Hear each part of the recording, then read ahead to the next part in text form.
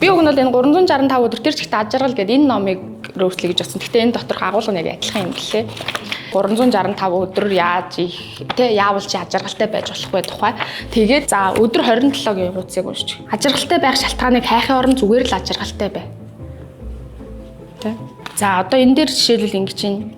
Уурны тухай бичсэн байна л да. Уур гэдэг мэдрэмж таны үгийг бодлоостой илүү хурдан болгодог учраас үргэлжид танд муу үр дүн авчирдаг. Уг нь бол сэтгэл зүйч нар юу гэж үздэг лээ. Уур бол ингээл нэг сэтгэл хөдлөлийн мэдрэмж гэж үзэж байгаа шүү дээ. Тэгтэл энэ хүн сэтгэл зүйч мөртлөө, сэтгэл судлаач мөртлөө яагаад энэ дээр ингэж бичсэн юм те? Уур ийм гаж солиотой гэдэг ч юм уу те. Уур байж боломгүй муу зүйл гэж бичсэн байгаа даахгүй. Үгүй шүү дээ. Чи уурлаж болно, хашгирч болно, инээж болно, гунигилж болно, зовж болно, жаргаж болно. Энэ бүхний хүлээн зөвшөөрөх ёстой.